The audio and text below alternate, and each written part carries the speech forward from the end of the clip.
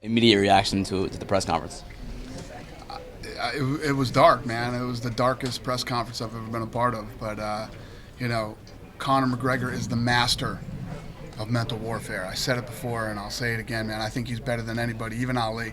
You don't ever want to say anybody's better than Ali, but I think when it comes to the mental war game in this sport or any other sport, Conor McGregor is the best ever. Some of the things that he had come up with today. Did you even know what he was talking about with some of these things, like Putin and all this stuff? Here's the thing about McGregor too. He's so good at it. He studies. He studies every little thing. He talks to people. He finds out stories inside of a guy's camp. Look at the whole thing that he did on The Ultimate Fighter with Uriah Faber, with T.J. Dillashaw and Cody Garbrandt and all those guys. You know, at one point he had Cody Garbrandt jumping up trying to fight him.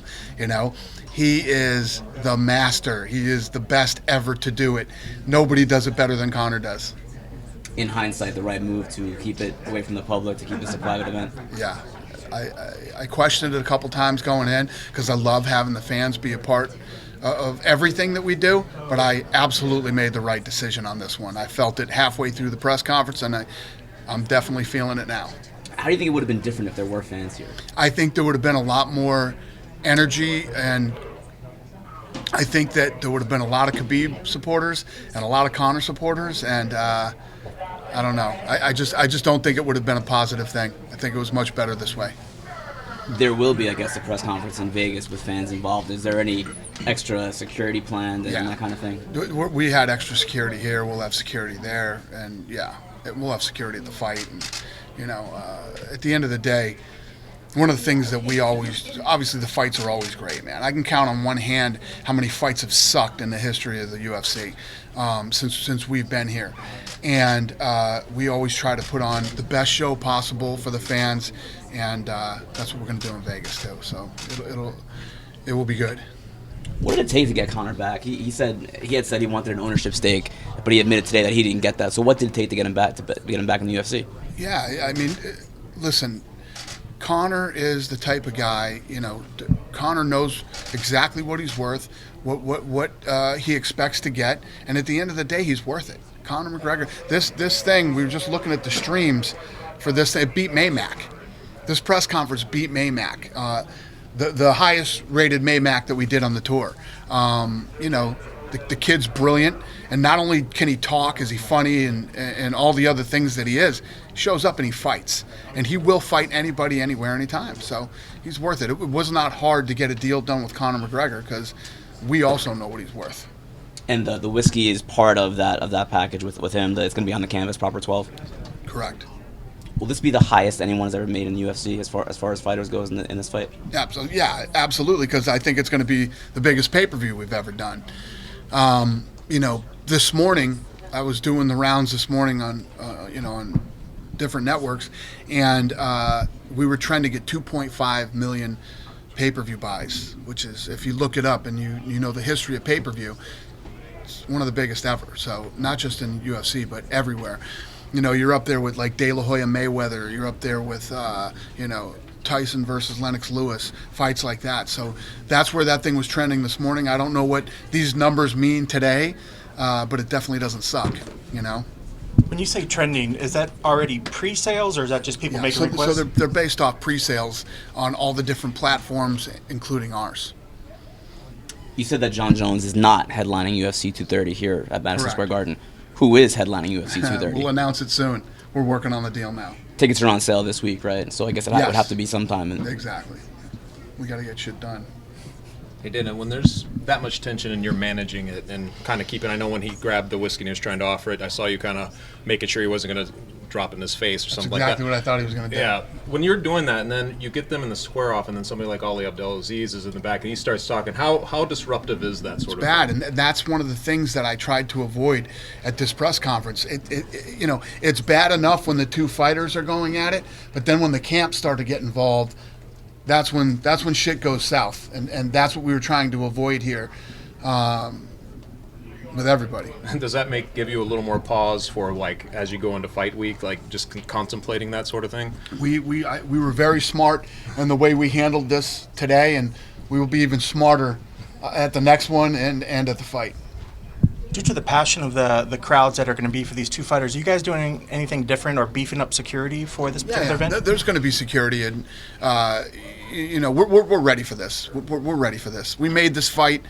This fight's going to go off. There's a lot of bad blood, and I'm sure there's even more now. And this will be handled literally perfectly for the fight, for the fans, for everybody. Everybody wants to see a fight, man. So we will make this thing work. You had a few NYPD officers on stage during this. Was that their idea or your idea? Yeah, well, obviously New York is concerned after what went down here last time. I think the commission here is concerned after what happened last time, and frankly, we're concerned. So, listen, it isn't a bad thing to have a little. I ain't as fucking young as I used to be, so it isn't too bad having some backup. All the things that Conor said today, do you think Khabib is affected by any of that? Yes. You're not human if that doesn't affect you. It's impossible not to infect you. And Conor knows that. Conor came in and did what Conor does. That's why I say it. He's the best ever. There's never been anybody better at the mental warfare game than Conor McGregor. He's the absolute best of all time. Do you guys ever talk to fighters after the fact about maybe what they bring up there? Do you ever try to reel them in or just let them go for it? This is the fight business, man. This is not the nice business. It's the fight business. And mean things are going to be said. Things that are probably out of bounds are going to be said. But the beauty of fighting is on October 6th, they will step into the octagon and everything will be settled. So. Dana, there was an incident on the plane yesterday for Conor McGregor. Do you know exactly what happened, or can you talk about exactly what happened on the plane? I have no idea. There's something with security and... I don't know anything about it, but yeah. I know New York was a little nervous about Conor being here, so the state of New York and the commission and everybody was concerned. Because obviously, I mean, if you look at the press conference today, these guys hate each other, and this is serious to both of them. What do you think about Mayweather-Pacquiao, two coming up possibly? Yeah, I mean, I think that they'll both make a lot of money. You know, I don't think it'll do what it did the first time, but I think it will be very profitable for both of them. Think it'll do better than Conor Khabib?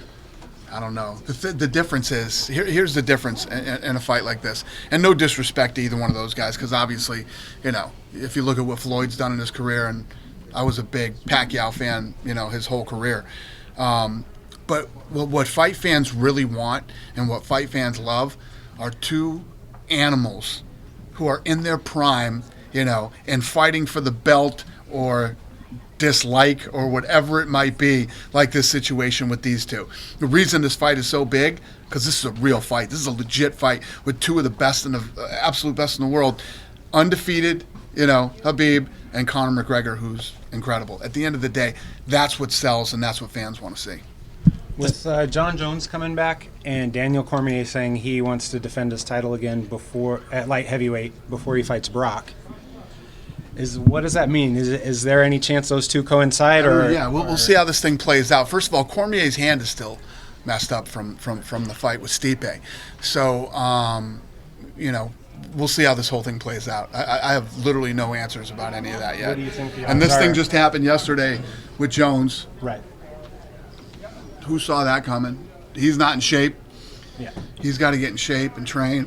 There's turmoil going on right now in his camp. You know, there's a battle between Cerrone and the camp split in half. Half of his guys are over with Cerrone. The other half are over there with the other guys, and I don't know. What are the odds you think that Cormier will be able to defend his light heavyweight title before he fights Brock, and then, as he says, he's going to retire in March next year? So. Say that again? Do you think Daniel Cormier will be able to defend his light heavyweight title and fight Brock Lesnar before he retires it, when he says he's going to retire in March? Cormier. He hasn't said that to me.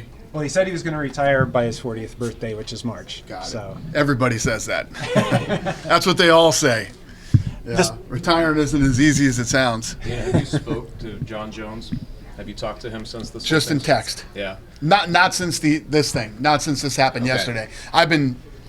You seem like home like 5 days this month, so I haven't really been. You seem like you had reservations, obviously, about putting him in a big spot, and then we did UFC 214, and the whole thing goes down, and here we are again. Do you have more of a trust, I guess, with him through this process somehow coming out of the back end of this? Do you feel like you could trust him again in a big spot like that? I don't know. I mean, talking about trusting him is whatever. This is his life. This is his life.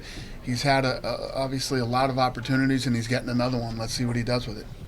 This past weekend, Golden Boy had a presser with Liddell and Ortiz 3. I don't know if you saw that. They actually said some decent things about what the UFC had done, but then they also said about how they wanted to change the pay scale. I didn't know if you saw the presser or had thoughts, or maybe are sad about the fact that the fight's even happening in the first place. Of course I am. I don't think it's any secret how I feel about Chuck Liddell personally and professionally. And, I don't want to shit on his deal that he's going on, and I hope he makes a lot of money. I hope the event is very successful for them, and, but I wish it wasn't happening. I don't think that Chuck Liddell should be fighting, and that's why I begged him to retire 10 years ago. So, I hope it's very lucrative for him, and he does well. Is there a time frame for Woodley Covington? Is that the fight?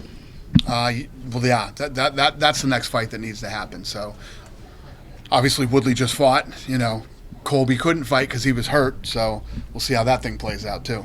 That couldn't end up at MSG, could it? It could. I highly doubt it, though. I highly doubt it. When does Logan Paul make his big UFC debut? That guy would get murdered here. He would get hurt badly. Yeah. If I ever let him fight in the UFC, I should be arrested. Okay. And everybody's gonna go, "You let CM Punk fight in the UFC." But hey, no hate for the kid. Good for him, man. Look at the business that guy has built on YouTube, and the number of pay-per-views they did on YouTube. They did 800,000 at $10 for two guys that fight fans have never heard of, I guess you would say. So he's built a great business for himself. Good for him, and it's awesome. But trust me, don't play around over here. You will get hurt. Logan Paul versus CM Punk. Yeah, there you go. Everybody always talks about CM Punk. CM Punk is one of the greatest guys you could ever meet. He's a super good guy. He was very passionate about the sport, and he put his reputation and everything on the line to come fight here. I respect him for it, and obviously it didn't work out for him, but he's got a lot of heart and a lot of balls to do that. Thank you, guys. Cool. Thanks, Dan. Thanks, Dan. Cool.